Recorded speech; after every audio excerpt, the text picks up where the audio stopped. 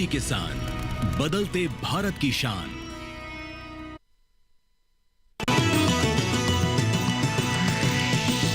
DD किसान, बदलते भारत की शान।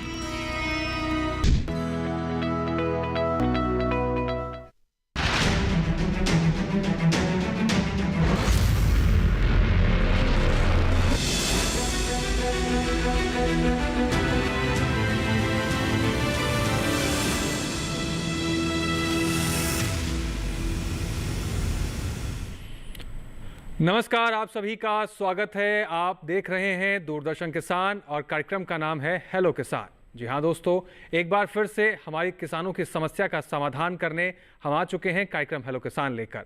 आपको सभी जानते हैं कि हेलो किसान के इस कार्यक्रम में हम अपने किसान भाइयों की समस्या का समाधान करते हैं, जानकारियों का विस्तार करते हैं और कुछ खास विषय लेकर इस कार्यक्रम के माध्यम से आप तक पहुंचने की कोशिश करते हैं। जी हाँ दोस्तों, हेलो किसान के इस कार्यक्रम में हम खेती किसानी में परिवर्तन ला सके, हमारे किसान भाइयों की लागत को कम करके उनके मुनाफे को बढ़ाया जा सके, ये कोशिश लेकर हम आपके सामने हाजिर होते हैं। ये उद्देश्य इस कार्यक्रम का होता है। तो हर बार की तरह अलग अलग अंश, अलग अलग विषय इस कार्यक्रम के होते हैं। तो आज कौन से विषय लेकर हम आपके सामने हाजिर हैं और कौन से विषय से जुड़ी हुई जानकारियां आप तक पहुंचेंगी, आइए जानते हैं। सबसे पहले बात करेंगे आज हम पराली प्रबंधन पर, कितना महत्वपूर्ण है, कैसे पराली प्रबंधन में आप अवसर तलाश सकते हैं, साथ ही किन्नों के बागों की देखभाल कितनी महत्वपूर्ण है और मौजूदा समय में आपको क्या सावधानियां बरतनी ताकि आपको अच्छा उत्पादन मिल सके। इन दोनों विषयों पर बहुत बारीक जानकारियां आप तक पहुंचाने की कोशिश कार्यक्रम के माध्यम से आज हम करेंगे। आपको पता है कि इस कार्यक्रम में आपकी भूमिका बहुत महत्वपूर्ण है, क्योंकि आप इस कार्यक्रम में एक भूमिका ऐसी निभाते हैं जिसके जरिए आदान प्रदान जानकारियों का हम करते हैं, आपके सवालों को इस कार्यक्रम में शामिल करते हैं। 3 माध्यमों का इस्तेमाल करके आप इस कार्यक्रम से जुड़ सकते हैं। सबसे पहला माध्यम टोल फ्री नंबर का, आप सभी जानते हैं। टोल फ्री नंबर है 1800113061, 1800113061। लेकिन फ़ोन करते समय आपको 2 बातों का विशेष रूप से ध्यान रखना है। पहली, आपकी टेलीविज़न की आवाज़ कम हो, साथ ही आपके फ़ोन में पर्याप्त नेटवर्क हो ताकि एक बेहतर संवाद को स्थापित किया जा सके और कोई भी समस्या हमारी बातचीत में ना उत्पन्न हो, ताकि सही जानकारी आप तक पहुंचे।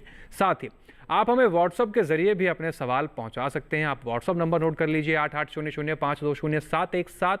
व्हाट्सएप करते समय एक बात का विशेष रूप से ध्यान रखें कि आप जहां से अपना सवाल भेज रहे हैं, अपना नाम और जगह का नाम सवाल के साथ लिखना ना भूलें। साथ ही आप ईमेल के जरिए भी अपने सवाल हम तक पहुंचा सकते हैं। हमारी ईमेल आईडी है hellokisan2015@gmail.com।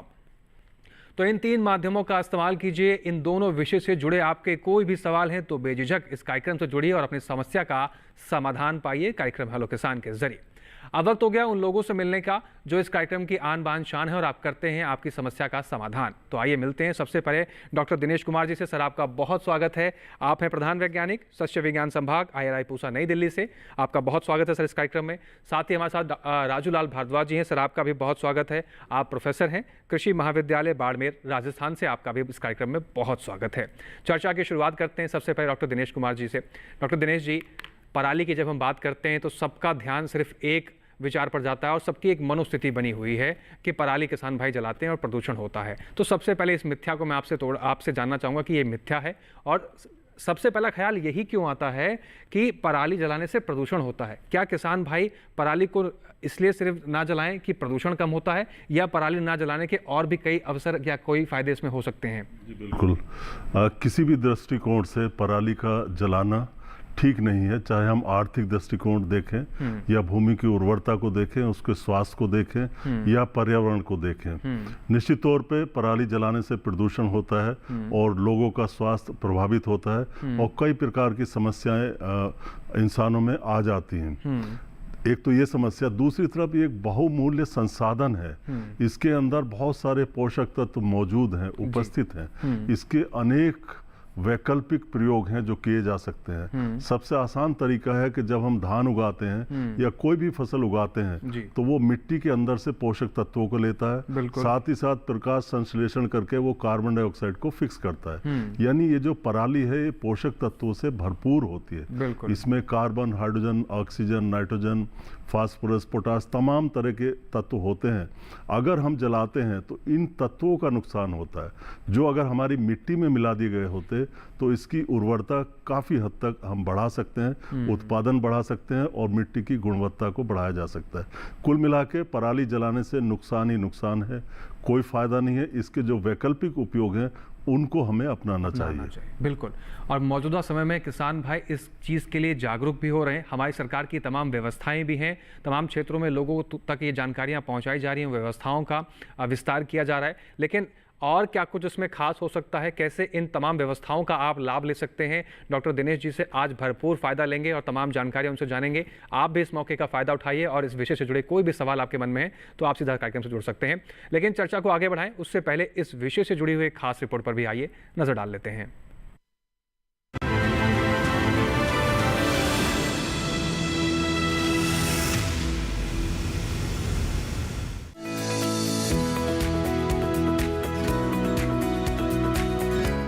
पिछले काफी समय से देश के कई हिस्सों में एक तरह के प्रदूषण यानी स्मॉग की समस्या देखी जा रही है और इस बढ़ते प्रदूषण के कारण एक शब्द हम बार बार सुन रहे हैं और वो शब्द है पराली। ये जानना जरूरी है कि आखिर जिस पराली के बारे में हम बार बार सुन रहे हैं वो है क्या। दरअसल धान की फसल से धान की बाली काटने के बाद बचे भाग को पराली कहते हैं।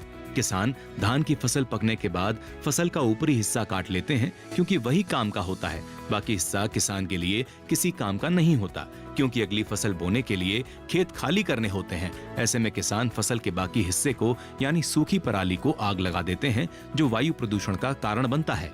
लेकिन इस समस्या के समाधान के लिए पराली प्रबंधन करने पर जोर दिया जा रहा है। पराली प्रबंधन मोटे तौर पर 3 तरह से किया जा सकता है। पहला, कंबाइन कटाई से। कंबाइन से कटाई के बाद फसल अवशेष को मिट्टी में मिलाकर। दूसरा, बिना पराली जलाए जीरो टिलेज मशीन से बिजाई करके। और तीसरा, एसएमएस लगी कंबाइन से कटाई के बाद हैप्पी सीडर से बुआई करके। कंबाइन हार्वेस्टर पर सुपर स्ट्रॉ मैनेजमेंट सिस्टम लगाकर धान की कटाई करके पराली को आग लगाए बिना निपटाया जा सकता है। पराली काटते समय ही इस मशीन के जरिए पराली के छोटे छोटे टुकड़े हो जाते हैं जो पशुओं के चारे के रूप में भी उपयोग किए जा सकते हैं। दरअसल जिस पराली को बेकार समझकर जला दिया जाता है, असल में वो बहुत ही काम की चीज है। वो बेहतरीन खाद भी है, पलवार भी और खरपतवार नाशक भी। किसान फसल अवशेषों को न जलाकर उन्हें खेत में जोतकर खाद बना सकते हैं। ऐसा करने से खाद का खर्च तो बचेगा ही, साथ ही जमीन की पैदावार में भी बढ़ोतरी हो सकेगी।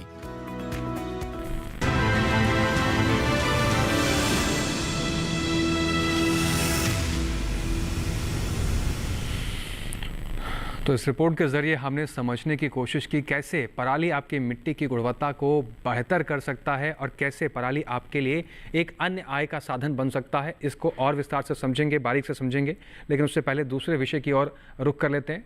डॉक्टर राजू जी का रुख कर लेते हैं। राजू जी, अगर हम बात करें किन्नू के बागों की देखभाल को लेकर तो ये समय कितना उपयुक्त है, कितना महत्वपूर्ण है और इस समय के लिहाज से कौन सी सबसे ज़्यादा महत्वपूर्ण बात किसान भाइयों को ध्यान रखनी चाहिए? किन्नू बहुत ही महत्वपूर्ण फलदार पौधा है जी, और मुख्य रूप से हरियाणा, पंजाब और राजस्थान के गंगानगर और हनुमानगढ़ जिलों में आर्थिक स्तर पे इसका उत्पादन होता है। जहाँ तक बात है कि हम इसके इस समय क्या क्रियाएं करें, तो ये अभी जो समय आ रहा है इसमें फल पकने का समय है जी। फल पकने में जो किसान भाइयों को विशेष रूप से ध्यान रखना है कि तुड़ाई, बहुत सारे किसान भाई तुड़ाई के समय वो विधियां जो वैज्ञानिकों ने इजाद की है कि आप जो है फल को उसके डंठल के साथ में तोड़ेंगे तो उससे क्या होता है कि बाजार में जाने के बाद में लंबे समय तक वो सुरक्षित रहता है जी। ये हमारी एक बहुत बड़ी समस्या है कि फलों की तुड़ाई समय अगर किसी प्रकार का कोई काट छाट हो जाती है या कोई कट लग जाता है और उसके बाद में हमने ग्रेड नहीं किया और बाजार में ऐसे भेज दिया जी, तो बहुत जल्दी ही और इससे जल्दी खराब हो जाते हैं। इससे हमारा 30 से 40% फलों का नुकसान होता है, जो बहुत बड़ा नुकसान है। तो इसमें किसान भाई तुड़ाई के समय विशेष रूप से ये ध्यान रखें कि पके हुए फलों को ही तोड़ें। और ये ऐसा फल है जो तुड़ाई करने के बाद में नहीं पकता है। कई बार बाजार भाव अच्छा होने के कारण से कच्ची अवस्था में तोड़ लेते हैं तो वो पोषक इतने जो होने चाहिए उस फल में वो नहीं हो पाते। तो समय पे उसकी तुड़ाई करें, उसके बाद उसकी ग्रेड करें। ग्रेड करने के बाद में व्यवस्थित तरीके से उसको पैक करके बाजार में ले जाएंगे तो किसान भाइयों को भी निश्चित रूप से आय भी अच्छी होगी और हमारा जो उत्पाद है वो लंबे समय तक बाजार में रहेगा, जो स्वास्थ्य के लिए भी बहुत अच्छा है। जी। तो किन्नू को बागों को लेकर इस समय जो सबसे महत्वपूर्ण बातें हैं वो डॉक्टर राजू जी ने आपको बताई है। इस बात को ध्यान में रख सकते हैं। इसके अलावा कुछ और अन्य जानकारी आप किन्नू के बागों से लेना चाहते हैं तो आप डॉक्टर राजू जी की यहाँ मौजूदगी का फ़ायदा उठा सकते हैं और इस कार्यक्रम से जुड़कर अपना सवाल पूछ सकते हैं। चर्चा को आगे बढ़ाएंगे, लेकिन उससे पहले इस विषय से भी जुड़ी एक रिपोर्ट पर आइए नजर डाल लेते हैं।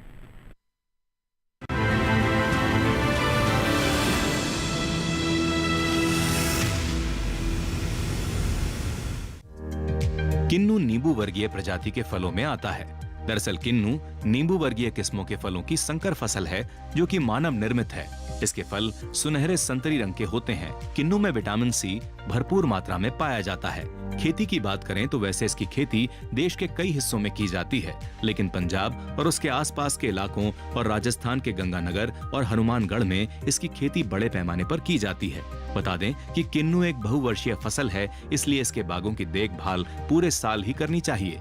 लेकिन जिन किसानों ने किन्नू के बाग लगा रखे हैं उन्हें इस समय कुछ खास बातों का ध्यान रखने की जरूरत है। इस समय किन्नू के बागों में विल्ट की समस्या देखी जा रही है। इसमें पेड़ सूखने लगता है। बचाव के लिए समन्वित रोग और कीट प्रबंधन करें। सूक्ष्म पोषक तत्वों का ध्यान रखें। इस समय किन्नू के फल बढ़वार की अवस्था में हैं, ऐसे में सिंचाई की उचित व्यवस्था करें और बागों में नमी बनाए रखें। बूंददार सिंचाई पद्धति से सिंचाई कर सकते हैं, लेकिन अगर इस तरह से सिंचाई करने की व्यवस्था नहीं है तो 7 से 8 दिनों के अंतराल पर हल्की सिंचाई करें। ऐसा करने से फल का विकास अच्छा होगा। वहीं दिसंबर और जनवरी में फल तोड़ाई के लिए तैयार होने लगते हैं। किसान समय पर फलों की तोड़ाई करें और फलों की ग्रेडिंग या श्रेणीकरण करके ही उन्हें बाजार में भेजें। इससे मुनाफा होने की संभावना भी काफी बढ़ जाती है।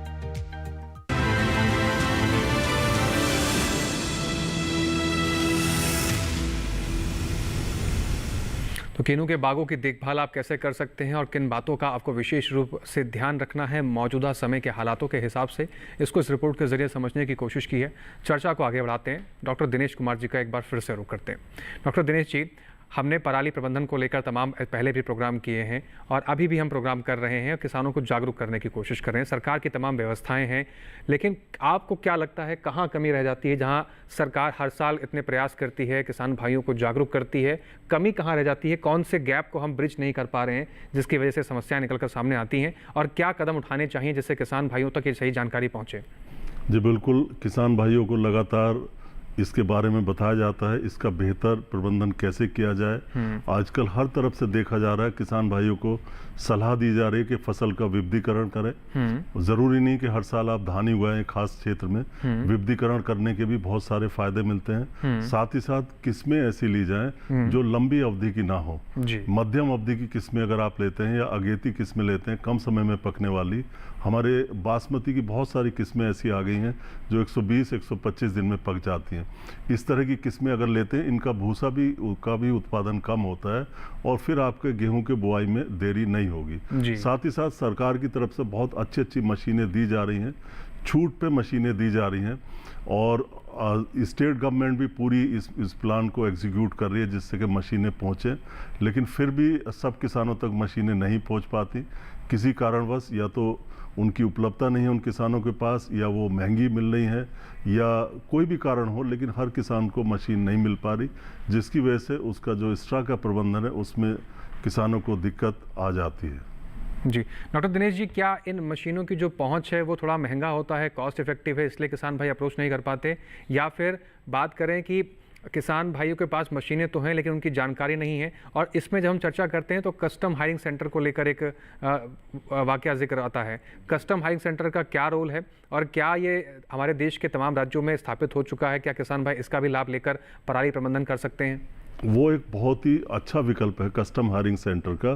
कस्टम हायरिंग सेंटर से किसान भाई हायर कर सकते हैं मशीनों को अपनी आवश्यकता अनुसार, और ये सस्ता पड़ता है। जरूरी नहीं कि हर किसान उस मशीन को खरीदे, सारे किसान खरीदें, सारा गांव खरीदे, ऐसा नहीं है। कस्टम हायरिंग सेंटर के लिए सरकार बहुत अच्छी मदद कर रही है और जिसमें 80% तक छूट और अनुदान अलग अलग इक्विपमेंट पे दिया जाता है या मशीनरी पे भी दिया जाता है। तो कस्टम हायरिंग का अधिक से अधिक प्रयोग किया जाए, उनको और आगे बढ़ाने की ज़रूरत है। साथ ही साथ जो छूट दी जा रही है, इसकी कई बार किसान भाइयों को जानकारी भी नहीं होती। विस्तार से आप इसकी जानकारी लें और अपनी आवश्यकता अनुसार मशीन लें। कई बार ऐसा होता है इसमें कई तरह की मशीनों का प्रयोग होता है, तो किसान आपस में भी साझा कर सकते हैं कि भाई ये मशीन मैंने ले ली, दूसरी वाली तुम ले लो, तीसरी वाली मैं ले लूँ। कटाई की मेरे पास है, बुआई की आपके पास है, या जो फसल अवशेष है इनके प्रबंधन की तीसरे के पास है। तो ऐसा भी करते हैं गांव में, आपस में हम लोग समन्वय एक बनाकर। दूसरे से जी तो आपसी समन्वय के साथ भी आप इस क्षेत्र में आगे बढ़कर अपनी पराली के साथ साथ अपने आसपास के किसान भाइयों की पराली का प्रबंधन करके आप अत्यधिक आय का जरिया भी बना सकते हैं और अपनी खेत की गुणवत्ता को और बेहतर कर सकते हैं। और ये तमाम जानकारी अगर आप तक पहुंच रही है तो इन जानकारियों का आप सही समय पर इस्तेमाल कीजिए, तभी इस कार्यक्रम का जो उद्देश्य है, जो लक्ष्य है, उसको हम प्राप्त कर सकेंगे और किसान भाइयों की आय को भी हम बढ़ा पाएंगे। फिलहाल यहाँ वक्तों के एक छोटे से ब्रेक का आप बने रहें दूरदर्शन किसान के साथ और देखते रहें कार्यक्रम हेलो किसान।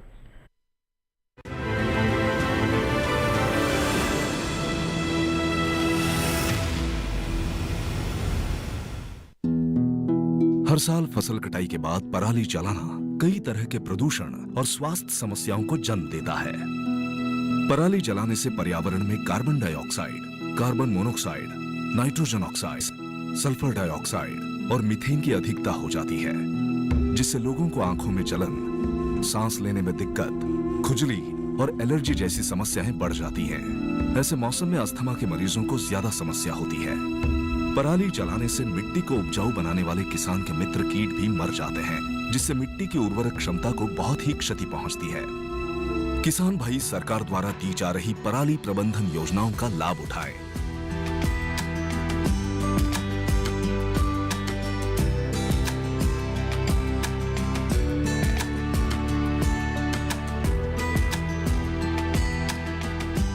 पराली ना जलाएं, पर्यावरण और स्वास्थ्य को बचाएं।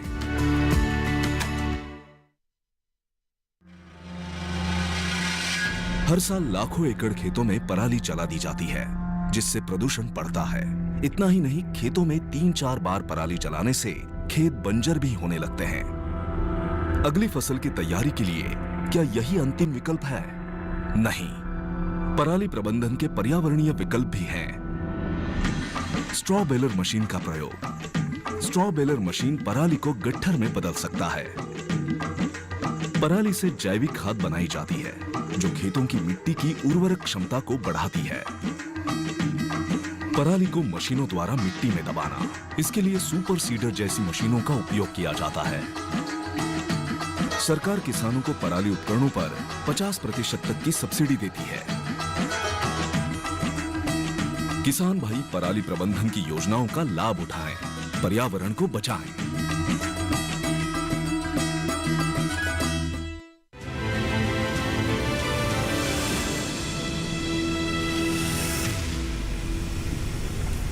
ब्रेक के बाद एक बार फिर से आप सभी का स्वागत है। आप देख रहे हैं अपना पसंदीदा कार्यक्रम हेलो किसान। चर्चा को आगे बढ़ाते हैं। फिलहाल एक दर्शक हमारे साथ फोन लाइन के जरिए जुड़ गए हैं, आइए उनका रुख कर लेते हैं। सियाराम वैष्णव हैं अजमेर राजस्थान से।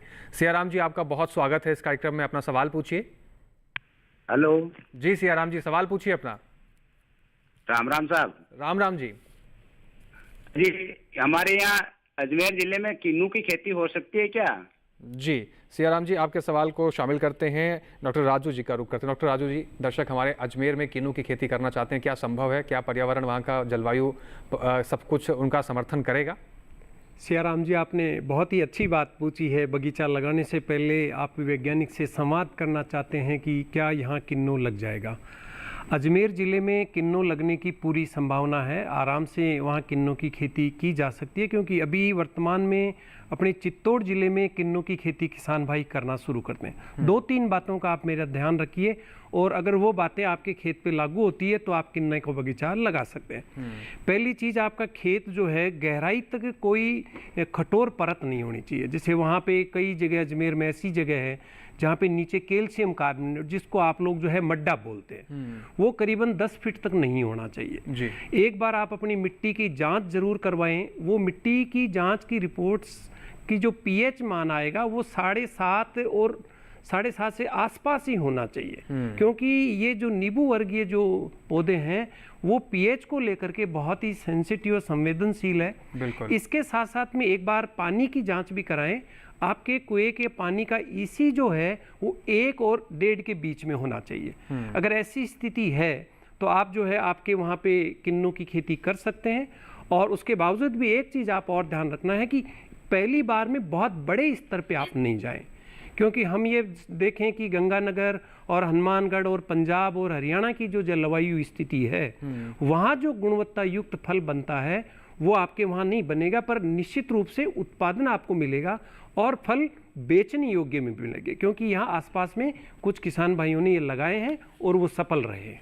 जी डॉक्टर रातू जी, इसमें एक सवाल मैं और भी जोड़ना चाहूँगा कि क्या हम ग्रीन हाउस या पॉली हाउस में किन्नू की खेती कर सकते हैं? खासकर जब मौसम की बात होती है तो कहीं ना कहीं पहाड़ी क्षेत्रों में ज़्यादा इसकी खेती की जाती है, लेकिन क्योंकि आपने अजमेर का जिक्र किया तो और भी जो हमारे मैदानी इलाके हैं जहाँ पर कहें कि तापमान बहुत ज़्यादा चला जाता है, क्या वहाँ पर भी संभव है? और क्या ग्रीन हाउस पॉली हाउस का इस्तेमाल करके किन्नू की खेती में आगे बढ़ सकते हैं हम लोग?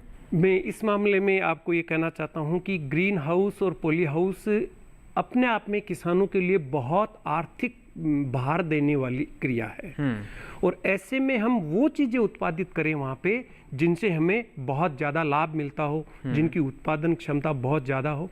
किन्नू एक सामान्य फलदार पौधा है और आजकल भंडारण की ऐसी व्यवस्था हुई है कि हम साल भर इसको भंडारित रख सकते हैं। तो इसके लिए मैं प्रोटेक्टेड कल्टीवेशन, या जो आप कहना चाह रहे हैं कि संरक्षित खेती के बजाय इसको समन्वित खेती प्रणाली के साथ में अगर हम करते हैं तो हम आसानी से बाह्य वातावरण में इसको पैदा कर सकते हैं। दूसरी चीज ये है कि तापमान सहने की क्षमता इसमें पर्याप्त है, तापमान से इसको बहुत बड़ी हानि नहीं होती है। हाँ, अगर इसकी प्रूनिंग हम सही करते, क्योंकि तापमान से एक ही इसको नुकसान होता है, वो होता है सूर्य की डायरेक्ट रोशनी अगर फल पे गिरती है तो उसको हम सन स्काल्ड बोलते हैं कि उससे जलन हो गया जी। तो ये इसका नियंत्रण हम प्रूनिंग अगर सही कटाई छटाई कर ले और पौधे को थोड़ा सघन रखें जी, तो ये समस्या हमारे नहीं आएगी। तो जहाँ तक मेरा मानना है कि इसको हम इतने आर्थिक इंटेंसिव या बहुत ही खर्चीले पर्यावरण में नहीं ले जाएं और बाह्य वातावरण में इसको आसानी से उत्पादित कर सकते हैं जी। चलिए आगे बढ़ते हैं। दर्शक हमारे साथ फिर से जुड़ गए हैं, नंदस्वरूप मिश्रा जी बाराबंकी उत्तर प्रदेश से। नंदस्वरूप जी, स्वागत है आपका, सवाल पूछिए आप अपना। नमस्कार सर। सबसे पहले मैं पराली प्रबंधन पे ये पूछना चाहता हूँ कि जो किसान लेट में धान लगाते हैं और धान लेट में करता है, उनको तुरंत बुआई होती, गेहूं की बुआई करनी होती है, तो ऐसी दशा में धान की पराली का मशीनें ज्यादा उपलब्ध नहीं है, क्योंकि एक कहावत पुरखों ने कहावत कह गए कि प्यारा कार्तिक 3 साल, अगर खेती हमने नहीं बोई तो उसमें हो जाती बेकार। इसी जल्दबाजी में वो सब कोई आग लगाते, कोई कुछ करते, उससे कितना नुकसान होता उनको पता नहीं होता। तो इस पे क्या ध्यान देना चाहिए? दूसरी जो जो हमारा ये किन्नू है, तो किन्नू जो हमारा जैसे कहीं पर जलवायु परिवर्तन हो रहा है, कहीं मौसम बदल रहा है, कि और कहीं पर बलुई दोमट मिट्टी है, कहीं चिकनी, कहीं पर जो है जल का गहरा भूजल है, कहीं पर उथल भूजल। तो ऐसी स्थिति में कहाँ पे अच्छा बाग तैयार किया जा सकता, पैदावार ली जा सकती है? जी, आपका बहुत महत्वपूर्ण सवाल है नंदस्वरूप जी। रुक करते हैं डॉक्टर दिनेश कुमार जी का। एक सवाल हम भी पूछना चाहेंगे आपसे कि आपने जो पराली काटी है ये मशीन से काटी है? क्योंकि आप बता रहे मशीनें हमारे पास नहीं है, तो आपने हाथ से कटाई करी है धान की या मशीनों से करवाई है? हेलो नंदस्वरूप जी, आप सुन पा रहे हैं? देखिए, एक्चुअली डॉक्टर दिनेश जी, इनका सवाल ये था कि जो किसान भाई लेट धान लगाते हैं वो अगर मशीनों से कटवाएं या फिर हाथ से काटें तो किस तरीके से पराली का प्रबंधन करें, क्या क्योंकि इनके क्षेत्र में मशीनें उपलब्ध नहीं हो पाती हैं? जी जी, निश्चित तौर पे पूर्वी उत्तर प्रदेश में ज़्यादातर धान की कटाई हाथ द्वारा की जाती है, तो उसमें जो रेजिडू मैनेजमेंट है उसकी कोई ख़ास समस्या नहीं आती, क्योंकि ये आप पराली काट के बड़ी आसानी से खेत के बाहर ले जा सकते हैं। अब आपका सवाल है हम गेहूं कैसे करें, तो निश्चित तौर पे इस अवस्था में अगर आपने हाथ से कटाई की है तो 0 टिल डिल या 0 कम फर्टिलाइजर डिल मशीन आती है, सब जानते हैं गेहूं की बुआई की जाती है उससे। 0 टिल डिल से पन्नगर से बनाई गई थी और करनाल से भी बनती है, और आजकल हर शहर में ये मशीन मिलने लगी है। तो आप 0 टिल डिल मशीन से सीधे गेहूं की बुआई कर सकते हैं। और अगर आपने कंबाइन से हार्वेस्टिंग की है, हालांकि इसकी संभावना बहुत कम है पूर्वी उत्तर प्रदेश में, जहां से ये बोल रहे थे, कह रहे थे कि मशीनें नहीं है, तो भी आप इनका प्रबंधन कर सकते हैं। अब मशीनें आती हैं दूसरे तरह की, बहुत छोटे लेवल की मशीनें आती है, उनसे इसको इकट्ठा किया जा सकता है, या मैनुअली भी लेबर लगा के आप उस भूसे को काट छाट के इकट्ठा कर सकते हैं, खेत के बाहर ले जा सकते हैं, और फिर आप फर्टी सीड ड्रिल जो मशीन है आपकी 0 टिल ड्रिल, उससे आप इसकी बुआई गेहूं की कर सकते हैं।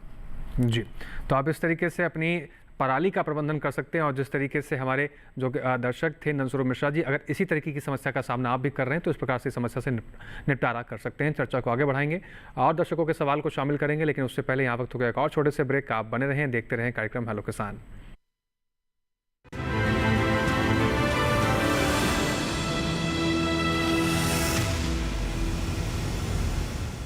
अगली फसल का टाइम तो कभी थोड़ा ही रह गया। ताऊ किसी की फसल हुई? बेटा फसल तो ठीक का है, ये भी अब पक के तैयार होगी। ये बीच में काट के और पराली ने जड़ा के फिर नई फसल बोने की तैयारी करूंगा।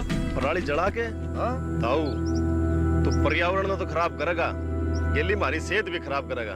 फसल का ताना जरूरी नहीं होता, बचे हुए अवशेष भी बड़े काम के हो जाए। इनकी जैविक खाद बना के तू मिट्टी की उपजाऊ शक्ति ना और बढ़ा सका है। और तो और इसकी जो पराल बचेगी ना, उसने बेच के अलग तो मुनाफा भी ले सका है।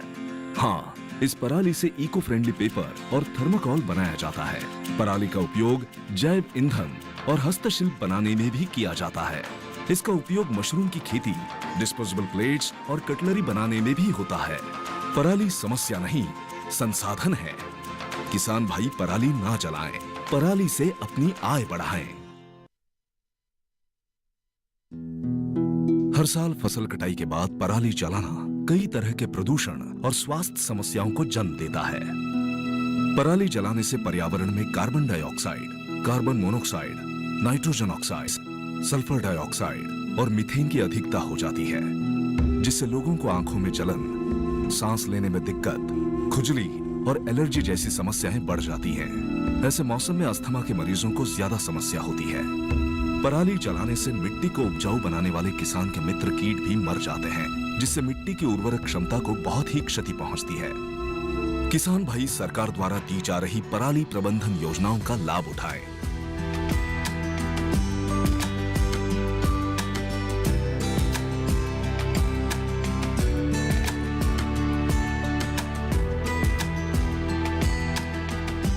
पराली ना जलाएं, पर्यावरण और स्वास्थ्य को बचाएं।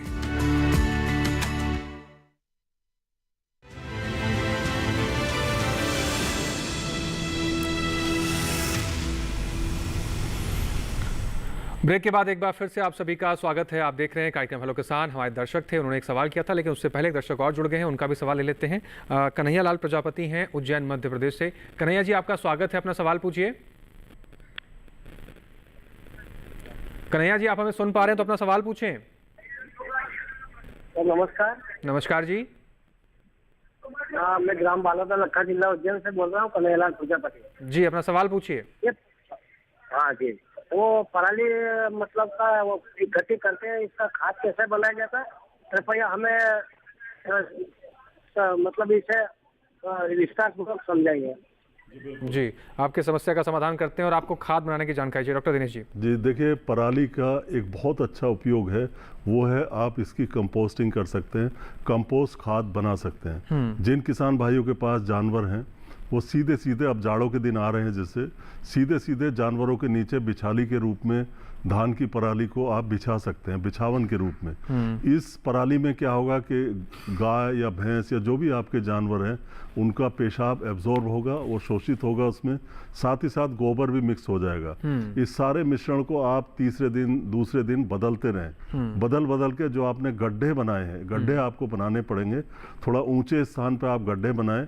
उन गड्ढों में इनको तह दर तह, इनकी तह दर तह आप लगातार बनाते जाएं और कई गड्ढे आप बना सकते हैं अपनी आवश्यकता के अनुसार।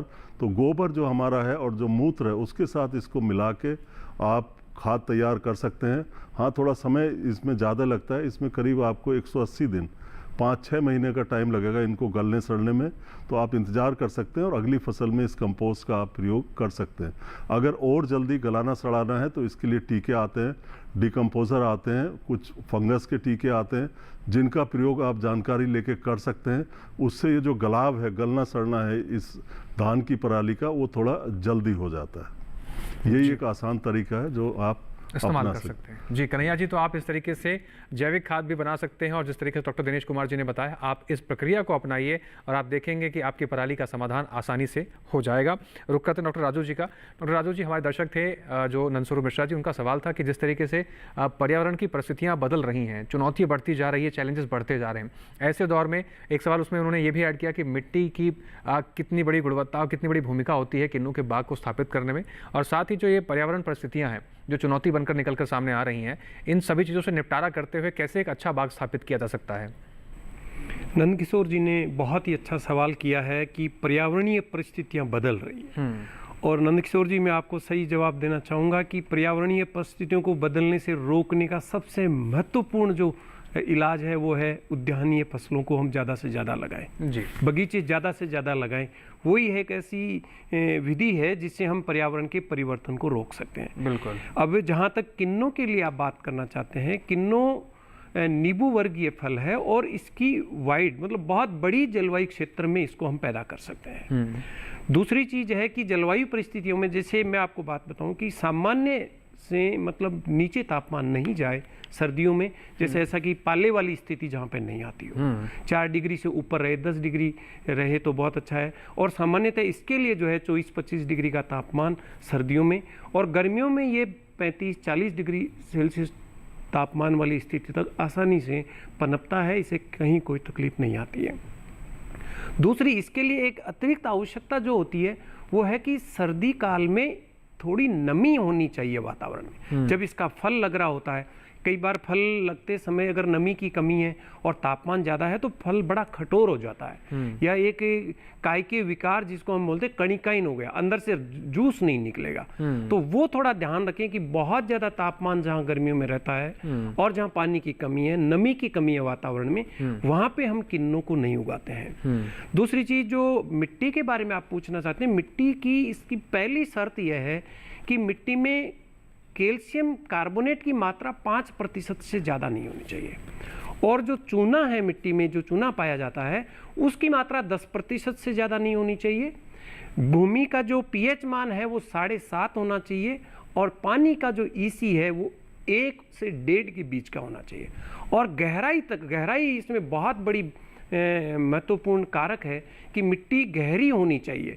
कम से कम भी जो है 2 मीटर 6 फीट से लेकर 8 फीट गहराई वाली मिट्टी जो होती है वो किन्नों के उद्यान लगाने के लिए सर्वोपरि होती है। किसान भाइयों की, बहुत सारे किसान भाइयों की ये मान्यता रहती है कि ये तो बड़े पेड़ हैं, हम कहीं पे भी लगा देंगे तो हो जाएंगे। देखिए किसान भाइयों, बड़े पेड़ हैं पर इनको भी पोषक तत्वों की आवश्यकता होती है, इनको भी एक अच्छे वातावरण को, जमीन से अच्छा वातावरण मिलेगा तो वो उत्पादन लगने को लग जाएगा। पर हम ये चाहते हैं कि 1.5 क्विंटल पैदावार चाहिए एक पौधे से, 2 क्विंटल पैदावार चाहिए, तो निश्चित रूप से जलवायु परिस्थितियां भी उसके फेवर में होनी चाहिए और मृदा भी उसके फेवर में होनी चाहिए। तो ये कुछ महत्वपूर्ण बातें हैं जो नंदस्वरूप मिश्रा जी आप ध्यान में रखकर अच्छे बाग की स्थापना कर सकते हैं। डॉक्टर राजू जी, एक दर्शक हमारे साथ और है, उनका भी सवाल ले लेते हैं। रामचंद्र मेहता मधेपुरा बिहार से हैं। रामचंद्र जी, आपका स्वागत है, अपना सवाल पूछिए।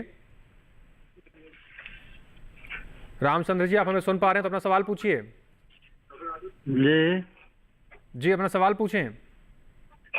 किन्नू का खेती मधेपुरा जिला में हो सकता है? जी, आपका भी वही सवाल है। डॉक्टर राजू जी क्या कहना चाहेंगे? देखिए, मैं आपको जलवायु परिस्थितियों के बारे में आपको मैंने बताई। हाँ, किन्नों की खेती आपके मधेपुरा बिहार में हो सकती है। थोड़ा सा 2-3 चीज़ें आप ज़रूर देख लें। आपके आसपास में क्या नींबू की खेती अच्छे से हो रही है? नींबू में कहीं कोई समस्या नहीं आ रही है? और उसके बावजूद भी खेती हो जाएगी, पर आप इन चीज़ों का ज़रूर ध्यान रखें जो मैंने अभी बताई है कि जलवायु परिस्थितियों में सर्दियों में थोड़ी नमी वाली परिस्थिति होनी चाहिए, क्योंकि अक्टूबर, नवंबर और दिसंबर का महीना जो है किन्नों के फलों के बढ़ने का और उसमें रस निर्माण का, और वही सारा का सारा उसके मार्केट पे निर्भर करता है। दिसंबर महीने तक उसकी तुड़ाई होती है, तो वो नमी वाला और थोड़े ठंडे वाला मौसम होना चाहिए। दूसरी चीज़ ये है कि मिट्टी जहाँ कठोर है, जहाँ पे कार्बनिक पदार्थों की मात्रा कम है, ऐसी मिट्टी में किन्नों की जड़ों की बढ़वार नहीं होती है। तो ये दोनों चीजें किन्नों की खेती के लिए बहुत ही महत्वपूर्ण है। इसके अलावा ये नींबू वर्गीय फल है, और नींबू वर्गीय फल पूरे भारत देश में बहुत आसानी से उगाए जा सकते हैं। हाँ, थोड़ा सा नींबू से अलग है कि इसकी थोड़ी स्पेसिफिक जलवायु होगी, फिर भी आप प्रबंधन करके पोषक तत्वों की भरपूर मात्रा उपलब्ध करवा के सिंचाई की व्यवस्था अगर आपके पास में पर्याप्त है तो आप जो है आपके क्षेत्र में जो है किन्नू का उद्यान आप लगा सकते हैं। बशर्त है कि हम ये चाहें कि जहाँ पे ये हो रहा वैसी गुणवत्ता वो थोड़ा सा का अंतर आएगा, पर मार्केटेबल फल आपको मिलेंगे वहाँ पे। जी, ये बहुत महत्वपूर्ण बात है। और अगर आप रामचंद्र जी बिहार के अंदर किन्नू के बाग लगाना चाहते हैं तो इन तमाम चीज़ों का ध्यान में रखकर अगर ये चीज़ें आपके अनुकूल हैं और बाग के अनुकूल हैं तो आप आगे बढ़ सकते हैं, इस क्षेत्र में मुनाफा ले सकते हैं। फिलहाल आगे बढ़ेंगे, लेकिन वक्त हो गया एक छोटे से ब्रेक का। आप बने रहें, देखते रहें कार्यक्रम हेलो किसान, जल्द लौट रहे हैं।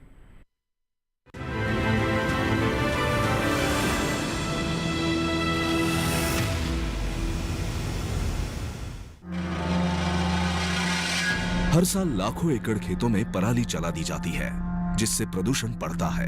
इतना ही नहीं, खेतों में 3-4 बार पराली जलाने से खेत बंजर भी होने लगते हैं। अगली फसल की तैयारी के लिए क्या यही अंतिम विकल्प है? नहीं, पराली प्रबंधन के पर्यावरणीय विकल्प भी हैं। स्ट्रॉ बेलर मशीन का प्रयोग। स्ट्रॉ बेलर मशीन पराली को गट्ठर में बदल सकता है। पराली से जैविक खाद बनाई जाती है, जो खेतों की मिट्टी की उर्वरक क्षमता को बढ़ाती है। पराली को मशीनों द्वारा मिट्टी में दबाना, इसके लिए सुपर सीडर जैसी मशीनों का उपयोग किया जाता है। सरकार किसानों को पराली उपकरणों पर 50% तक की सब्सिडी देती है। किसान भाई पराली प्रबंधन की योजनाओं का लाभ उठाएं, पर्यावरण को बचाएं। अगली फसल का टाइम तो कभी थोड़ा ही रह गया। ताऊ किसी की फसल हुई? बेटा फसल तो ठीक है, ये भी अब पक के तैयार होगी। ये भी इसने काट के और पराली ने जड़ा के फिर नई फसल बोने की तैयारी करूंगा। पराली जड़ा के? हाँ ताऊ तो पर्यावरण तो खराब करेगा, गेली हमारी सेहत भी खराब करेगा। फसल का ताना जरूरी नहीं होता, बचे हुए अवशेष भी बड़े काम के हो जाए। इनकी जैविक खाद बना के तू मिट्टी की उपजाऊ शक्ति ना और बढ़ा सका है। और तो और इसकी जो पराल बचेगी ना, उसने बेच के अलग तो मुनाफा भी ले सका है। हाँ, इस पराली से इको फ्रेंडली पेपर और थर्मोकोल बनाया जाता है। पराली का उपयोग जैव ईंधन और हस्तशिल्प बनाने में भी किया जाता है। इसका उपयोग मशरूम की खेती, डिस्पोजेबल प्लेट्स और कटलरी बनाने में भी होता है। पराली समस्या नहीं, संसाधन है। किसान भाई पराली ना जलाएं, पराली से अपनी आय बढ़ाएं।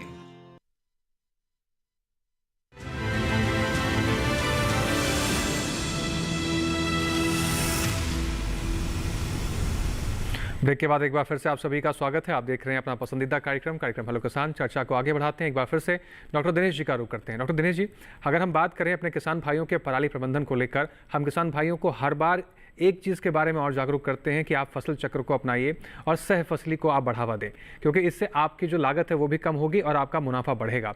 बात अगर पराली प्रबंधन के क्षेत्र में की जाए तो ये दोनों जो फैक्टर्स हैं, सह फसली और फसल चक्र को अपनाना, कितना बड़ा रोल निभा सकते हैं और कैसे इनकी प्रक्रिया को फॉलो किया जाए? कौन सी फसल चक्र को अपनाकर हम पराली प्रबंधन को सही तरीके में, सही दिशा में ले जा सकते हैं? निश्चित तौर पे अगर हम ध्यान से देखें तो जो हमारे सिंधु मैदानी क्षेत्र हैं ये हमारे, इनमें जैसे पंजाब, हरियाणा, उत्तर प्रदेश के हिस्से, पश्चिमी बंगाल तक ये बेल्ट हमारी जाती है और इसमें मुख्य तौर पे धान गेहूं फसल चक्र अपनाया जाता है। और कुछ क्षेत्रों में तो ऐसा होता है कि एक ही खेत में लगातार धान गेहूं किसान भाई करते जाते हैं, तो फसल चक्र का विविधीकरण बहुत जरूरी है। दूसरी तरफ हम देख रहे हैं कि धान गेहूं लगातार उगाने से कुछ राज्यों में पानी का स्तर भी नीचे जा रहा है। बिल्कुल। तो अब जरूरत आ गई है दूसरी फसलों की ओर देखने की। फसलों का विविधीकरण बहुत जरूरी हो गया है। तो धान की जगह पे मक्का एक बहुत अच्छी फसल आई है उभर के, मक्का को लिया जा सकता है। साथ ही साथ और जो रिकमेंडेड फसलें हैं उन पे किसान भाई ध्यान दे सकते हैं, क्योंकि एक ही फसल लेने से मिट्टी की उर्वरता पे असर आता है, पानी की उपलब्धता में कमी आ जाती है, साथ ही साथ कीड़े मकोड़े बीमारी भी ज्यादा आती है, किसान भाइयों का खर्चा भी बढ़ता है। तो अगर हम फसल चक्र अपनाते हैं तो उससे हमारा ये खर्चा भी घटेगा और साथ ही साथ जो मिट्टी का स्वास्थ्य है उसमें भी लगातार आपके बढ़ोतरी आएगी अगर आप फसल चक्रों को अपनाते हैं तो। जी डॉक्टर दिनेश जी, अगर हम बात करें तमाम चीज़ों का जिक्र आप कर रहे हैं, लेकिन अगर हम बात करें पारंपरिक तरीके से, क्योंकि धान की खेती बहुत समय पहले से चलती आ रही है, क्या पहले के समय में भी ये पराली जलाई जाती थी या फिर पारंपरिक कोई तरीके हैं जिससे उसका समाधान किया जा सकता है? जी बिल्कुल नहीं जलाई जाती थी पहले, क्योंकि ज़्यादातर किसान भाई अपने खेत पर और अपने घर में जानवरों को रखते थे और जानवरों को इसका चारा भी खिलाया जा सकता है। अभी अभी कुछ क्षेत्र ऐसे हैं जहाँ पे पराली को चॉप कर दिया जाता है, जो कुट्टी काटने की मशीन होती है उससे भी छोटे छोटे टुकड़ों में आप काट सकते हैं और हरे चारे के साथ मिलाकर इसको थोड़ा मुलायम भी कर सकते हैं, हल्का पानी छिड़क सकते हैं और फिर हरे चारे के जैसे बरसीम है, अगोला है, जई है, दूसरे हरे चारों के साथ मिलाकर इसको खिला सकते हैं, जिससे हमारे चारे की भी आपूर्ति होती है। जैसा कि किसान भाई और ज़्यादातर लोग जानते हैं कि हमारे देश में सूखे चारे की और हरे चारे की दोनों चारों की बहुत बड़ी कमी है, तो इसकी फसल को या इस पराली को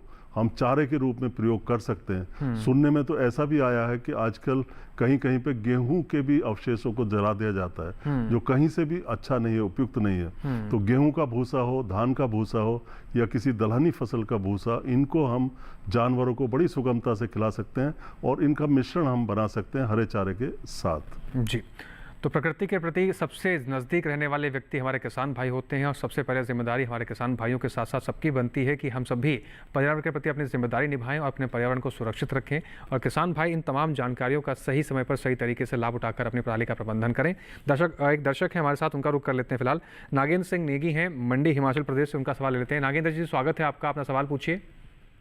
नमस्कार जी, मैं हिमाचल प्रदेश के सरकाघाट मंडी से नागेंद्र सिंह नेगी बोल रहा हूँ जी। जी, अपना सवाल पूछिए। सर, मेरा सवाल ये है, सवाल भी है और सुझाव भी है कि ये जो पराली से अगर गत्ता बनाया जाए और गत्ते की पेटियां, जो हिमाचल प्रदेश में हजारों करोड़ का जो फलों का व्यापार होता है, उसके लिए हमें सस्ती और टिकाऊ गत्ते की पेटियां मिलेंगी और हिमाचल प्रदेश, उत्तराखंड, J&K सभी के लिए ये फायदेमंद रहेगी। सरकारों की समस्या भी हल हो जाएगी, किसानों की समस्या भी हल हो जाएगी, हमें सस्ता वो पड़ेगा, पर्यावरण की समस्या भी हो जाएगी, दिल्ली की घुटन भी बंद हो जाएगी, गैस चैम्बर जो बनता है हर साल भी। और ऐसा सरकारें क्यों नहीं करती, जो कि मैं समझता हूँ कि सबसे शॉर्टकट जो रास्ता है और अच्छा रास्ता ये पराली को ठिकाने लगाने का होगा जी। जी, नागेंद्र सिंह नेगी जी, आपके सुझाव के लिए बहुत शुक्रिया आपका, और आपके सुझाव को हम आगे भी बढ़ाएंगे और उम्मीद करेंगे कि सरकार इस पर गौर करे। लेकिन नागेंद्र सिंह नेगी जी, आपको ये भी बता दें हम कि हर चीज़ की एक प्रक्रिया होती है। सरकार अपने स्तर पर ऐसे बहुत से कदम उठा रही है जिससे किसान भाई उसको अपना कर अपनी पराली को प्रबंधन कर सकते हैं। लेकिन फिलहाल इस पर क्या कुछ कहेंगे डॉक्टर दिनेश जी, उनका भी रुख कर लेते हैं, उनकी भी जानकारी लेते हैं। डॉक्टर दिनेश जी। निश्चित तौर पर आपका सुझाव सराहनीय है, या तो इस तरफ ध्यान पहले से ही दे दिया गया होगा, नहीं तो सुझाव बहुत अच्छा है और आपकी बात हम इंडस्ट्री तक पहुंचाएंगे, क्योंकि ये एक तरह की इंडस्ट्री या कोई स्टार्टअप को ये कार्यक्रम शुरू करना होगा और इसमें कई तरह की सरकार की स्कीम भी है जिनकी आप जानकारी ले सकते हैं। और जो वैल्यू चेन है, इसका की जो वैल्यू चेन है, उसमें कहीं ना कहीं आप इस तरह के सुझावों को अपना सकते हैं और इस पे निश्चित तौर पे कुछ ना कुछ किया जा सकता है। जी, चलिए आगे बढ़ते हैं। डॉक्टर राजू जी का रुख कर लेते हैं। डॉक्टर राजू जी, आपने कार्यक्रम के शुरुआत में दो बातों का बहुत बारीकी से और बहुत जोर देकर जिक्र किया था, पके हुए फलों को तोड़ें और सही समय पर फलों को तोड़ें। आपसे हम ये जानना चाहेंगे कि सही समय की पहचान कैसे करें और फलों की पहचान कैसे करें कि फल ये तोड़ने के लिए बिल्कुल तैयार हैं, अब इनको तोड़कर सीधा मार्केट में ले जाया जा सकता है, और तोड़ने का समय कितना महत्वपूर्ण होता है। जैसे मान लीजिए सुबह जाना है तो क्या हम शाम को तोड़ाई करें, दोपहर में करें, सुबह में करें, ये कैसे निर्धारित करें? फलों की तुड़ाई का देखिए, दो प्रकार के फल हमारी प्रकृति में हैं, जिनको एक होते हैं जो तुड़ाई करने के बाद पकते हैं, जैसे आम है, केला है, चीकू है। दूसरा जो नींबू वर्गीय फल है, जिसमें अपन किन्नों की भी बात कर रहे हैं, ये फल ऐसे हैं जो पेड़ पे पकने के बाद में ही तुड़ाई की जाती है। बिल्कुल, जैसे ही पेड़ से अलग किया और इनके जो पकने का प्रोसेस है वो बंद हो जाता है। इनके ऊपर दूसरे जो हम प्राकृतिक कृत्रिम रूप से जो पकाने का प्रयास करते हैं, उन रसायनों का भी कोई प्रभाव नहीं। तो पहली चीज, पूरी तरह से पकने के बाद में, पूरी तरह से पकने का जो इसका लक्षण है, किन्नों पूरा का पूरा पीले और उससे थोड़ा सा और ज्यादा गहरे कलर में, कहीं कोई हरा चत्था जिस पे नहीं रहेगा। बिल्कुल ध्यान रखिए, संतरा और किन्नों में थोड़ा अंतर है। बिल्कुल बिल्कुल, किन्नों पूरी तरह से पीला हो जाएगा। हाँ। और सिंदूरी कलर जो अपन बोलते हैं कि सिंदूर जैसा कलर उसका होने लगा है, और कहीं कोई हरा दाग उसमें नहीं रहा है।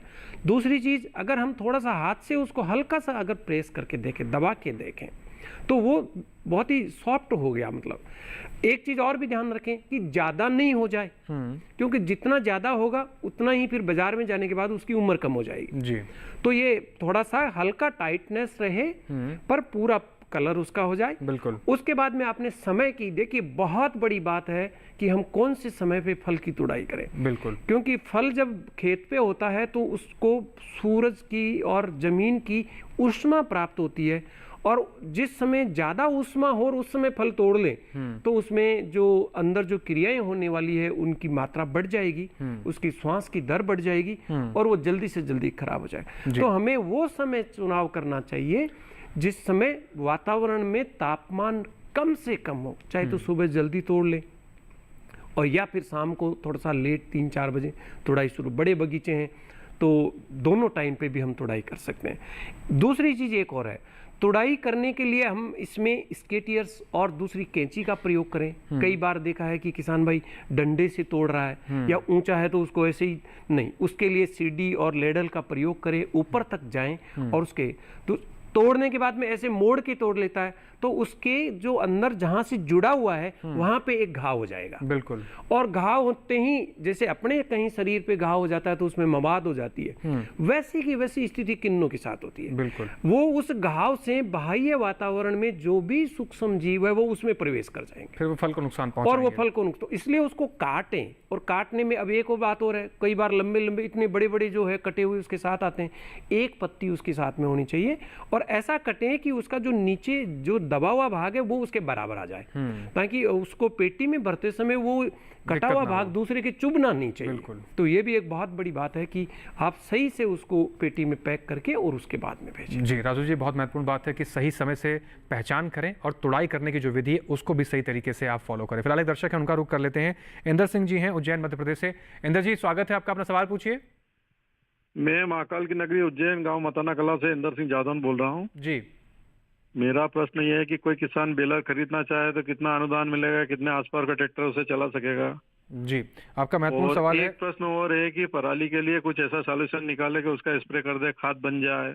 जी इंदर जी, लगता है कि आप हमारे कार्यक्रम में थोड़ा देर से जुड़े हैं, लेकिन आपकी समस्या का समाधान किया जाएगा। दोनों सवाल आपके बहुत महत्वपूर्ण है, लेकिन आपसे निवेदन है कि यहाँ वक्त हो गया एक छोटे से ब्रेक का। ब्रेक के उस पर आपकी समस्या का हम समाधान करेंगे। आप बने रहें और देखते रहें कार्यक्रम हेलो किसान। हम जल्द लौट रहे हैं।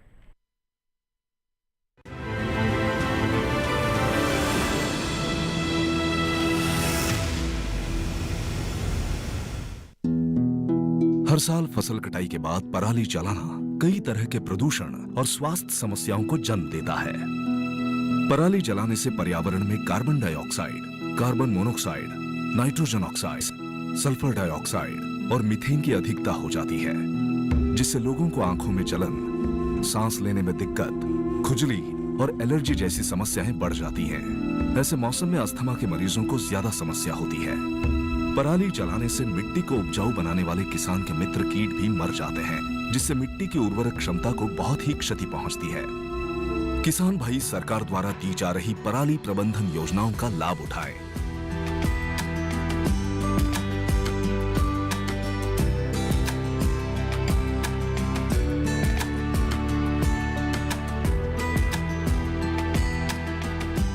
पराली ना जलाएं, पर्यावरण और स्वास्थ्य को बचाएं।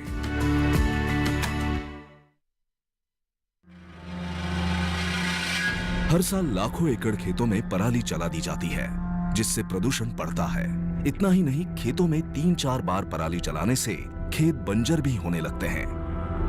अगली फसल की तैयारी के लिए क्या यही अंतिम विकल्प है? नहीं, पराली प्रबंधन के पर्यावरणीय विकल्प भी हैं। स्ट्रॉ बेलर मशीन का प्रयोग। स्ट्रॉ बेलर मशीन पराली को गट्ठर में बदल सकता है। पराली से जैविक खाद बनाई जाती है, जो खेतों की मिट्टी की उर्वरक क्षमता को बढ़ाती है। पराली को मशीनों द्वारा मिट्टी में दबाना, इसके लिए सुपर सीडर जैसी मशीनों का उपयोग किया जाता है। सरकार किसानों को पराली उपकरणों पर 50% तक की सब्सिडी देती है। किसान भाई पराली प्रबंधन की योजनाओं का लाभ उठाएं, पर्यावरण को बचाएं।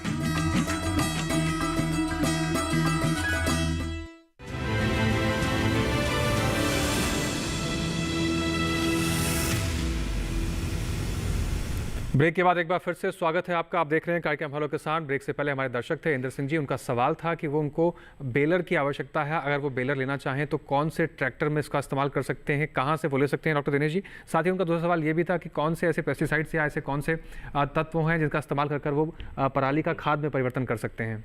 जी बिल्कुल, देखिए जो स्ट्रॉ बेलर है, जो मशीन है, मोटे तौर पे ये उनकी गठरी बनाती है। एक तरह से जो हमारा स्टोवर है, भूसा है, उसकी गठरी बनाती है। इसका जो वजन होता है वो अलग अलग होता है। तो अलग अलग वजन की गठरी बनाने के लिए जो स्ट्रॉ बेलर है वो अलग अलग आते हैं। जैसे 14 किलो वाला है तो 14 किलो वाले पे करीब 1.5 लाख रुपए की छूट है और 1.5 लाख आपको अरेंज करना पड़ेगा, यानी इसकी कीमत 3 लाख रुपए है, जिसमें जीएसटी भी शामिल है। दूसरा, अगर बेलर हम देखें 16 से 25 किलो की अगर बेल या गठरी बनानी है तो इसका दाम है 5,50,000 रुपए। मतलब छूट है इसकी 5,50,000 और 11 लाख इसकी कीमत हो जाएगी। तो इसी तरीके से और बड़ा अगर आपको चाहिए तो ये 200 किलो तक की बेल बना सकता है, गठरी बना सकता है, लेकिन उसकी कीमत हो जाएगी 18 लाख। तो निश्चित तौर पे अगर आप छोटा वाला 14 किलो वाला लेते हैं तो आसान है और इसी के हिसाब से जो ट्रैक्टर की हॉर्स पावर है वो बढ़ती जाएगी। अगर आपको मोटी गठरी बनानी 200 किलो वाली तो बड़ा ट्रैक्टर चाहिएगा, बिल्कुल। लेकिन अगर आपको 14 किलो वाली बनानी तो मैं समझता हूँ 60 से 65 हॉर्स पावर का जो ट्रैक्टर है वो काम कर देगा इसमें। दूसरी बात आपने कंपोस्टिंग करी कि पराली को जल्दी कैसे गलाया जाए। इसके लिए सेलुलोलाइटिक कल्चर आता है, टीका आता है। आप कृषि विज्ञान केंद्र से संपर्क कर सकते हैं और इस तरह के टीके उसकी तेजी से, तीव्र गति से उसको सड़ाने के लिए, गलाने के लिए टीके आते हैं और उन टीकों का आप प्रयोग कर सकते हैं। और दूसरी तरफ आप वर्मी कंपोस्टिंग की तरफ भी जा सकते हैं। इस तरह के जो हमारा मटेरियल है, ऑर्गेनिक मटेरियल है, वो वर्मी कंपोस्टिंग भी आप उसकी कर सकते हैं। जी डॉक्टर दिनेश जी, तमाम ऐसे हमने जानकारियां पहुंचाई और तमाम ऐसे आपने भी उदाहरण दिए हैं कि इन चीज़ों में हम इस्तेमाल कर सकते हैं। एक और चीज़ है जो बहुत तेज़ी से बढ़ रही है पराली के क्षेत्र में, अगर हम बात करें, विकास हो रहा है, इसमें भी पराली का बहुत ज़्यादा प्रयोग हो रहा है। पैकिंग मटेरियल बहुत तेज़ी से बन रहे हैं, बुलेट प्रूफ जैकेट बन रही है। तो अगर कोई किसान भाई इस क्षेत्र में भी आगे बढ़ना चाहता है या फिर उनके आसपास के क्षेत्र में ये चीज़ कहाँ पर उपलब्ध है कि जहाँ पर वो अपने इस पराली को पहुँचा सकें, जाकि जहाँ पर पैकिंग मटेरियल में इस्तेमाल किया जा रहा है या फिर अन्य चीज़ों को बनाने में इस्तेमाल हो रहा है, इसकी जानकारी थोड़ी सी हमारे दर्शकों को दीजिए। जी बिल्कुल, देखिए ये जो धान की पराली है ये एक तरह से इंसुलेटिंग मटेरियल का भी काम करती है। बिल्कुल। पुराने ज़माने में हमें याद है जब हमारे देश के ग्रामीण इलाकों में जाड़ों का दिन होता, ठंड का दिन होता था, तो इसको बिस्तर के रूप में प्रयोग किया जाता था। इसको बिछा लिया जाता था और ऊपर कपड़ा डाल के लोग रात काट देते थे, ठंड नहीं लगती। तो एक तरह से इंसुलेटिंग मटेरियल है। इसके अलावा इसके फिल्टर भी बनाए जाते हैं तमाम तरह के। मैंने तो एक बार देखा कि इससे साड़ी भी बना ली गई थी। एक जो धान का भूसा है, इससे साड़ी बना ली। तो बहुत सारे अनेक रूप है, यहाँ पे इनोवेशंस की ज़रूरत है, क्रिएशन की ज़रूरत है।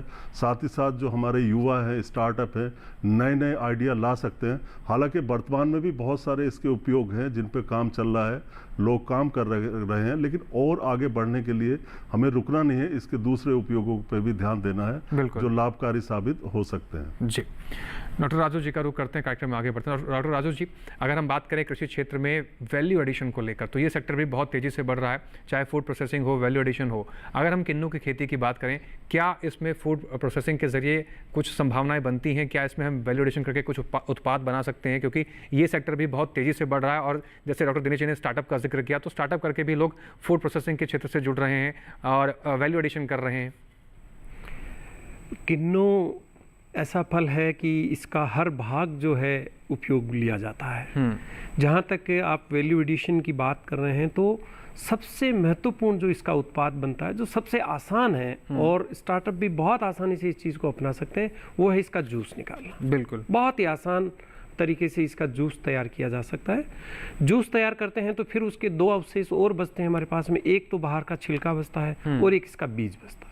बीज जो है इसके तेल निकालने में बहुत ही महत्वपूर्ण इसकी औषधीय गुण है। इसमें जो अपन सेकेंडरी मेटाबोलाइट्स जिसको बोलते हैं कि हमारे अपने आप को स्वस्थ रखने के लिए जो फिनोल्स हैं, एल्कलॉइड्स हैं, वो सारी चीज़ें इसकी बाहर की स्किन में और उसके बीजों में पाई जाती है।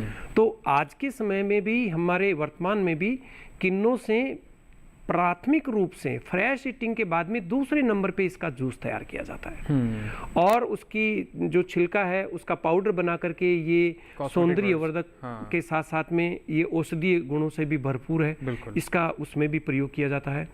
बीज का जो है तेल के साथ साथ में नर्सरी क्षेत्र में नए पौधे और उसके रूट स्टॉक तैयार करने में इसको हम प्रयोग कर सकते हैं। इसके अलावा जूस के अलावा इसमें जेली बनाने में इसका जब छीलते हैं तो अंदर जो सफेद सा जो पदार्थ दिखाई देता है वो जेली बनाने के लिए उसमें पैक्टिन की पर्याप्त मात्रा होती है। कच्चे फल अगर झड़ गए हैं तो उसका पाउडर बनाया जा सकता है, तो वो भी एक बहुत बड़ा वैल्यू एडिशन का। और इसके साथ में इसकी वैक्सिंग करके, सिंपल वैक्सिंग, बहुत आसानी से इसकी वैक्सिंग होती है, इसकी पैकिंग होती है और कोल्ड स्टोरेज में इसको लंबे टाइम तक रखा जा सकता है। तो ये ऐसा फल है कि जिसको हम खराब होने से बहुत सारी विधियों से बचा सकते हैं और अच्छा खासा मुनाफा ले सकते हैं। डॉक्टर राजू जी, आपने बहुत महत्वपूर्ण बात बताई है कि वैल्यू एडिशन करके भी और प्रोसेसिंग के जरिए भी आप किन्नू के क्षेत्र में आगे बढ़ सकते हैं और तमाम तरह के उत्पाद आप बाजार में देखते हैं उसको बनाकर भी अपनी कमाई का एक अन्य जरिया बना सकते हैं। डॉक्टर राजू जी, कीमती समय निकाल कर आप स्टूडियो में पहुंचे, हमारे दर्शकों तक किन्नू के बागों से जुड़ी हुई जो महत्वपूर्ण जानकारी आपने साझा की उसके लिए बहुत शुक्रिया आपका। हमारे साथ जुड़ने के लिए आपका बहुत शुक्रिया। डॉक्टर दिनेश जी, आप भी कीमती समय निकाल कर पहुंचे और बहुत महत्वपूर्ण विषय पराली प्रबंधन इस समय हो जाता है और ऐसे समय पर हमारे किसान भाइयों को जागरूक किया आपने, उसके लिए बहुत शुक्रिया। तमाम जानकारियां जो आपने पहुंचाई है, उम्मीद करेंगे किसान भाई तमाम जानकारियों का लाभ उठाएंगे। आप दोनों मेहमानों का बहुत शुक्रिया हमारे साथ जुड़ने के लिए। तो हेलो किसान के इस कार्यक्रम में हम उम्मीद करते हैं जो जानकारियां आज के इस कार्यक्रम के माध्यम से आप तक पहुंचाई गई है उन जानकारियों का आप सही तरीके से लाभ लेकर सही समय पर एक्शन लेंगे और पराली प्रबंधन करके आप पर्यावरण के प्रति अपनी जिम्मेदारी निभाएंगे, अपनी आय को बढ़ा सकेंगे, क्योंकि पराली भी आपकी आय को बढ़ा सकता है। और किन्नू के बागों को अगर आप आगे बढ़ाना चाहते हैं, किन किन क्षेत्रों में आप कर सकते हैं खेती, उसकी जानकारी भी आप तक पहुंचाई गई है। अब नजर डालते हैं कि हेलो किसान के अगले अंश में हम कौन से विषय पर चर्चा करेंगे, कौन कौन से विषय से जुड़े हुए आप सवाल पूछ सकते हैं। तो आइए नजर डालते हैं। बात करेंगे पॉली हाउस में सब्जियों की खेती कर कैसे आप मुनाफा कमा सकते हैं। साथ ही दूसरा विषय रहेगा हमारा रबी मक्का की खेती कितनी महत्वपूर्ण है और कैसे मक्के की खेती करके आप भी अपनी आय को बढ़ा सकते हैं, उसमें भी आप क्या फूड प्रोसेसिंग करके कर सकते हैं, वैल्यूएशन कर सकते हैं। इन तमाम विषयों पर हम चर्चा करेंगे। अब इस हेलो किसान कार्यक्रम से जुड़ी आपकी कोई भी जानकारी या कोई सुझाव आप हम तक पहुंचाना चाहते हैं तो ईमेल कर सकते हैं। आप ईमेल आईडी नोट कर लीजिए, hellokisan2015@gmail.com। इसके अतिरिक्त आप डीडी किसान के कॉल सेंटर पर फोन करके भी अपने सवाल सुझाव दर्ज करा सकते हैं। आप नंबर नोट कर सकते हैं। हमारा डीडी किसान के कॉल सेंटर का नंबर है 1800113060, जो कि सोमवार से शनिवार सुबह 6 बजे से रात के 10 बजे तक आपकी सेवा में खुला रहता है। तो आपके सुझाव और आपके जो विचार होते हैं हमें इस कार्यक्रम को और बेहतर करने में काफ़ी मददगार साबित होते हैं। आप अपने सवाल हम तक पहुंचा सकते हैं। इसके साथ ही इस कार्यक्रम में जो दर्शक देर से जुड़ते हैं उनके लिए भी एक सुविधा है। आप डीडी किसान के यूट्यूब चैनल पर जा सकते हैं। करना आपको बस इतना है कि टेलीविजन स्क्रीन पर दिखाए जा रहे QR कोड को स्कैन कीजिए, सीधा आप पहुंच जाएंगे डीडी किसान के यूट्यूब चैनल पर। वहां पर भी हेलो किसान के इस कार्यक्रम को कहीं पर भी कितने लोगों के साथ बैठकर भी आप देख सकते हैं और कई लोगों तक इस जानकारी को पहुंचा भी सकते हैं। इसके साथ ही आज के कार्यक्रम में बस इतना ही। हम आपसे लेंगे विदा। आप बने रहें डीडी किसान के साथ। हमें और हमारी टीम को दीजिए इजाजत। नमस्कार।